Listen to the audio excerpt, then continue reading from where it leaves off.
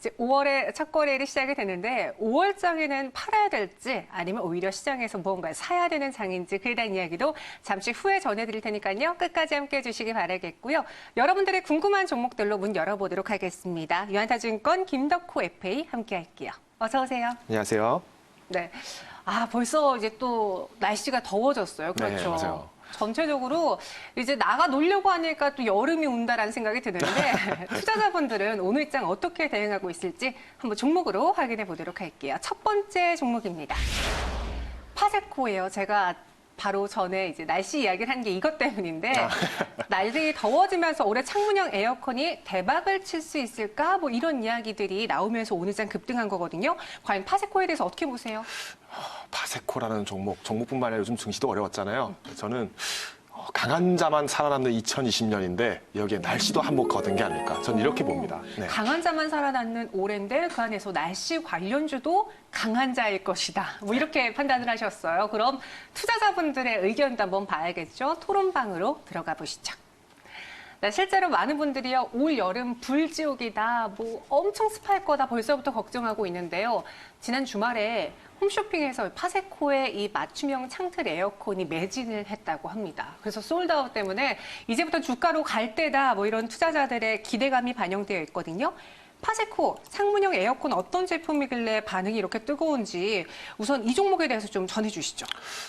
실제로 이제 파세코 같은 경우에는 이제 전자제품을 이제 제조를 하는 회사긴 합니다. 근데 이제 이번에 가장 이슈가 된 건 아무래도 에어컨 관련된 문제죠. 네. 이 에어컨 중에서도 우리가 기존의 에어컨이라고 하면 뭔가 대형 이제 가전제품으로 생각을 하다 보니까 뭐 천장에 붙이느냐 아니면 실외기를 뚫어서 벽에다가 시공을 해야 되냐 이런 얘기들이 굉장히 많이 나왔습니다. 근데 이번에 판매가 이제 완판이 됐다라고 하는 이 창문형 에어컨 같은 경우는 실제로 실외기와 실내에서 에어컨을 기능을 하는 이 기기가 같이 일체형으로 되어 있습니다. 그러다 보니까 이게 왜 그렇게 완판이 될 수밖에 없느냐 보면은 이전에는 에어컨이라는 거는 어떤 거실이나 아니면은 정말 큰 방에 배치를 해서 쓰는 경우도 되게 많았다면 지금은 개인 1인 가구들이 굉장히 많이 늘어나고 있습니다. 이러다 보니까 굳이 내가 비용 부담 크게 해서 내가 공사해서 뭔가 벽 뚫기도 애매모호한 사람들도 많을 것이고 더군다나 에어컨 설치는 하고 싶은데 가격 부담이 굉장히 크기 때문에 조금 뭔가 적은 비용으로 마련할 수 있는 에어컨 뭐가 있을까? 이렇게 지금 바뀌었던 겁니다. 그러다 보니까 실제 상품 자체도 에어컨과 실외기가 일체형으로 되다 보니까 딱히 건물 자체에서 구멍을 뚫는다든지 이런 부분들이 없어졌어요. 오히려 창문에다가 탈착을 하는 이런 설치형이기 때문에 여름에 더울 때는 설치를 해서 에어컨 바람 시원하게 쐬고 겨울에는 떼버리고 창문 닫아버리면은 그대로 따뜻하게 또 방을 또 보낼 수 있다는 거죠. 이런 어떤 강점 때문에 지금 뭐 온라인 쇼핑뿐만 아니라 실제 오프라인 매장에서도 아마 이런 창문형 에어컨들을 찾는 분들이 계속 더 늘어나고 있지 않는가로 저는 보고 있습니다. 네, 그럼 파세코뿐만 아니라 오늘 뭐 배럴이라던가 신일과 관련한 이런 전자제품들, 특히 여름주들이 올라주고 있는데 다 같이 갈 수 있을지 그 안에서 파세코에 대한 투자 의견도 같이 전해주시죠. 실제로 올해 저는 더울 거다라고 생각했던 근거가 올해 1월 1일 들어서면서 저는 너무 추웠었어요. 너무 추웠어요. 사실 새해 뭐 타종식을 이렇게 간다라고 하지만 거기 가셔서 감기 걸리신 분들 꽤 많을 것 같거든요. 이렇게 겨울에 굉장히 날씨 추웠다. 작년 이맘때랑 비교를 했을 때 그 전년 이맘때 비교했을 때보다는 뭔가 일교차 예사롭지 않다. 날씨 기온차 예사롭지 않다라는 걸 봤을 때는 더위 장난 아닐 거다라는 걸 저는 각오했었는데 아니나 다를까 지금 기상청뿐만 아니라 전 세계적으로도 어떤 기류나 이런 부분들의 움직임들이 오히려 지금 굉장히 더워질 거다라는 이슈가 나오고 있다는 겁니다. 이제 문제는 지금 코로나 이슈 때문에 집 밖을 못 나가던 분들이 이번 연휴 통해서 확 풀려나면서 많이 나갔어요. 그러다 보니까 그러면 집콕주들 다시 이슈 없어지는 거 아니냐? 오히려 에어컨 이런 종목들 또 한번 꺼지지 않겠느냐 이런 부분들은 강하게 나오고 있습니다. 하지만 오히려 이제는 사회적 거리두기가 아니라 생활 속 거리두기로 완화가 되다 보니까 나가보니 덥더라 다시 집에 들어가자 이렇게 되는 부분에서는 오히려 창문형 에어컨뿐만 아니라 이런 가전제품들 또 한번 강세 나갈 수 있거든요. 이제 중요한 부분들은 지금 제가 차트를 한번 보시면서 말씀을 드릴 텐데 네. 파세코가 지금 연일 4일 동안 굉장한 강세를 보였습니다. 지금 이 부분들은 지난 2018년도 이제 한참 여름 시기에 올라갔을 때와 비슷한 양태로 올라간 부분들을 그대로 보이는데 이후에는 마찬가지로 꾸준하게 하락세를 또 보일 겁니다. 왜냐 이 부분들 어느 정도 실적 나왔다, 매출 많이 나왔다 이런 부분 때문에 호재로 작용했기 때문에 한번 피로감들이 또 한번 나타날 구간이기 때문에 지금은 신규 매수는 좀 어려울 수 있다라고 저는 말씀드리겠고요. 다만 이후에도 지금 2019년도 7월에 또 한번 강세 나왔습니다. 이 시기면 아무래도 이제 실적이 기대된다, 뭐 컨센서스가 상회할 것이다. 거기에 더불어서 너무 덥다 이런 얘기 나오기 때문에 목표가는 17,000원 선까지도 올라갈 수 있지만 현재 구간에서 손절을 하신다라고 하면 이전 가격대인 9,800원 선에서는 손절을 하셔야 된다 말씀드리겠습니다. 네, 목표 주가 17,000원 지금 따라가진 말자라고 의견 주셨어요. 파세코 알아봤고요. 두 번째 종목 만나보시죠. 미중 무역 전쟁 이질라 치면 또 한 번 우리 시장을 무겁게 만드는데 그 갈등 속에 오히려 수혜를 볼 수 있는 종목 히토류 관련주가 있잖아요. 그 안에서 유니온은 오늘 급등세를 보여주고 있습니다. 히토류주에 투자해도 될까요? 어떻게 생각하세요? 이게 지금 미중 무역 전쟁이 걱정돼서 그런 거잖아요. 네. 이 자존심 싸움 계속 할 수 있을까요? 저는 이거 계속 할 수 있을지 잘 모르겠네요. 누군가 한 명 꼬리를 내릴 것이다. 계속되지는 않을 것이다. 약간 이런 의견인 것 같은데요. 투자자분들의 생각도 살펴볼게요. 토론방입니다. 미중 무역 전쟁 테마 때문에 유니온이 오늘 장 급등하고 있는데 그동안 이제 히토류 수출 중단 카드를 중국이 살짝 만졌던 이력이 있기 때문에 이번에도 그럴 것이다라고 추측을 하고 있습니다. 주가는 대바닥에서 이제 시작하는데 팔 이유가 없다라는 이야기도 있거든요. 유니온 진짜 히토류로 미중 무역 갈등 속에 수혜주를 볼 수 있는 종목인가요? 이제 히토류가 지금 가장 대두가 되는 부분들이 네. 실제로 히토류 매장량이 가장 많은 곳이 중국이지 않습니까?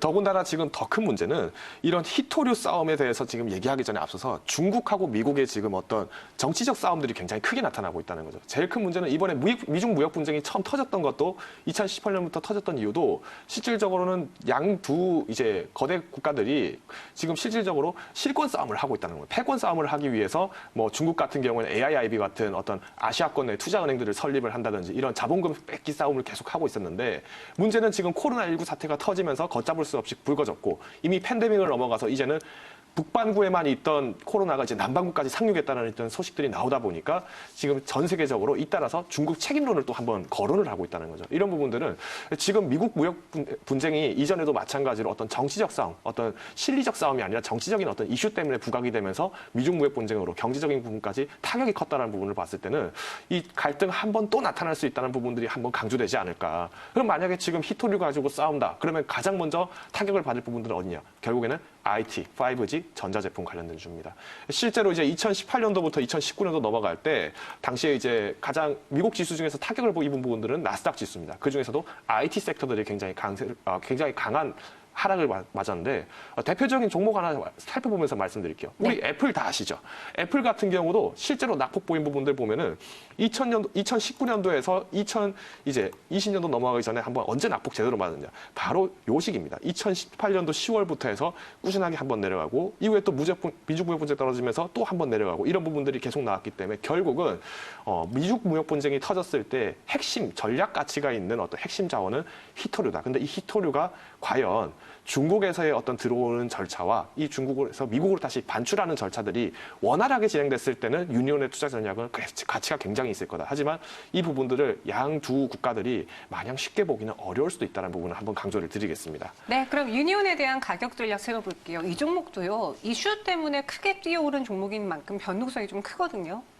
이제 유니온 같은 경우에 이제 조금 살펴보실 부분들이 여러 가지가 있습니다. 먼저는 실제로 이제 어떤 펀드멘탈이나 아니면은 뭐 영업이익이나 이런 부분들을 좀 볼 수 있지만 오늘 강세를 보인 부분들은 분명하게 미중 무역 분쟁이 한 번 더 터질 수 있다는 부분이고 이제 미중 무역 분쟁이 계속 갈등이 이제 길어지려면은 결국에는 현 집권을 하고 있는 트럼프가 또 한 번 재임이 돼야 되는데 이 부분들이 과연 올해 당락을 지을 수 있을 것인지 이 부분이 내년까지 이어질 것인가 차기 정권에 대한 부분까지 보셔야 된다는 겁니다. 그래서 지금 현재 시점에서 목표가는 4,000원으로 굉장히 낮게 잡았습니다. 조금 연장이 되기 어려웠을 때의 부분을 감안을 하셔야 되기 때문에 목표가는 4,000원.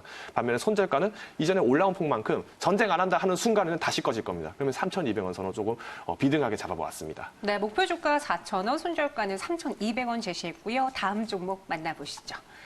렘데시비르 이야기도 끊이지 않고 나옵니다. 미국의 이 카드를 절대 놓지 않을 것만 같은 느낌이 드는데 이번에 긴급 사용 승인이 나오면서 파미셀이 오늘 급등을 했거든요. 렘데시비르 효과를 웃을 수 있을까요? 렘데시비르 계속 얘기 나옵니다. 근데 저는 좀 솔직하게 말씀드리면 네. 이거 가슴 졸이는 폭탄 돌리기 같은 느낌입니다. 가슴 졸이는 폭탄 돌리기. 그러니까 리스크 관리를 해야 된다. 그런 입장이신 것 같아요. 네, 맞습니다. 투자자들의 생각도 비슷한데요. 기대와 걱정이 공존하고 있어요. 긴급 승인이 이 정도면 정식 승인 났을 때 당연히 더 오를 가능성은 충분히 있어 보이는데 반대로 치료제도 아니고 보조제고 여기에 부작용이 나오면 당연히 주가는 급락하지 않겠느냐. 그렇게 되면 지옥일 것이다. 뭐 이런 의견도 있습니다. 두 가지 의견이 맞아요. 실질적으로 임상 결과 무언가의 보고서 나왔을 때 효과가 없다라는 이야기도 있잖아요. 이게 지금 렘데시비르 이슈를 계속 나오는 이유가 네. 실질적으로 미국에서 지금 트럼프가 계속 강조를 하지 않습니까? 이런 부분들은 지금 이제 트럼프가 왜 이렇게까지 렘데시비르 그 효과도 없는 거 계속 밀고 있느냐라는 부분들을 좀 알고 가셔야 됩니다. 이유는 지금 가장 큰 문제는 치료제 자체가 문제가 아닙니다. 미국의 경기 자체가 지금 파탄이 나게 생겼다는 부분들이 굉장히 심하게 나오는데 문제는 이 경제 재개를 빨리 하려면 뭔가 우리 치료제 만들어졌어요라는 게 나오면 그때부터는 시장이 빠르게 회복이 될 거라는 어떤 당연한 어떤 논리입니다. 상식적인 논리상에서 이렇게 진행이 되는 겁니다. 하지만 지금 정작 렘데시비르가 효과 없다라는 얘기가 벌써 암암리에 지금 퍼져나가고 있는 상황에서 그러면 경제 재개 다시 셧다운 해버리냐? 그러기에는 지금 실업 청구를 실업급여를 신청하는 인구 비중이 너무 높아지고 있다는 거죠. 미국 같은 경우에도 지금 뭐 3천만 명을 돌파하게 되면서 거진 18%가 넘는 인원들이 지금 실업급여를 하고 있다. 실업을 했다라는 상황을 봤을 때는 이거 자칫 잘못하면은 팬데믹에 의한 경기 하방 압력이 실질적으로 전 세계적으로 글로벌 경기 침체로 넘어갈 것이다. 이 부분이 가장 두렵기 때문에 당연히 트럼프 입장에서는 어떻게든 렘데시비르든 아니면은 뭐 클로로퀸이든 또 다른 치료제 관련된 이슈들, 보충제든 이런 부분들이 나오면 나올 때마다 이거는 무조건 써야 된다. 이거는 실외 물질이다. 이런 식으로 계속 강조를 하게 되기 때문에 렘데시비르뿐만 아니라 어떤 다른 종목이 된다 하더라도 치료제 백신주는 계속 튀었다가 떨어졌다 튀었다 떨어졌다 이렇게 할 가능성이 굉장히 높다라고 저는 보고 있습니다. 네, 파미셀의 한번 주가 볼게요. 현재 28.95% 오늘 상한가를 기록을 했고요. 시가가 무려 29% 갭상승으로 문을 열었거든요.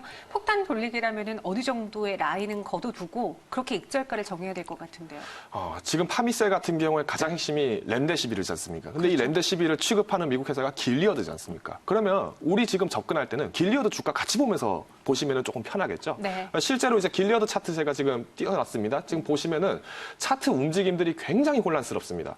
이 종목 자체 이런 어떤 당연히 헬스케어나 아니면은 건강 관련된 부분들, 특히 이제 이런 치료제, 백신 관련된 주들은 당연히 이렇게 이슈 있을 때 오르는 거 아니냐라고 하면은 물론 그 말씀 맞습니다. 뭐 이전에도 마찬가지로 주가 움직임들이 굉장히 어지러운 주가 흐름세로 계속 나타났었는데 자, 이런 부분의 반면에 지금 파미셀 한번 차트 한번 보실게요. 파미셀 차트 같은 경우에는 이전의 움직임들이 굉장히 안정적으로 움직였습니다. 오히려 떨어진다라면 어떤 영업이익 하회다. 그럼 그대로 떨어지고 뭔가 좀 개선 의지가 나온다. 올라가고 이런 부분도 있기 때문에 지금 이 구간에서 굉장히 혼조를 보인다는 건 결국은 렘데시비르 이슈 때문에 움직이는 거다. 결국에는 렘데시비르 또 꺼질 수도 있지만 오히려 렘데시비르 써보니까 그때 자료 잘못된 거더라. 2차 보고서에서 결과 좋다라 하는 순간에는 목표가 지금 현재가에서 훨씬 더 높게 또 두 번, 세 번 연속 상한가 갈 수 있습니다. 이 부분에서 저는 목표가는 조금 합리적인 수준에서 한 3만 원 선. 다만 손절가는 어디까지나 렘데시비르에 거신 분들에 한해서기 때문에 19,000원이고 신규 진입은 최대한 자제하시는 부분들이 나을 수 있다라고 말씀드리겠습니다. 네. 변동폭이 큰 종목인 만큼 목표가도 3만 원까지 우선 제시했습니다. 마지막 종목 만나보시죠.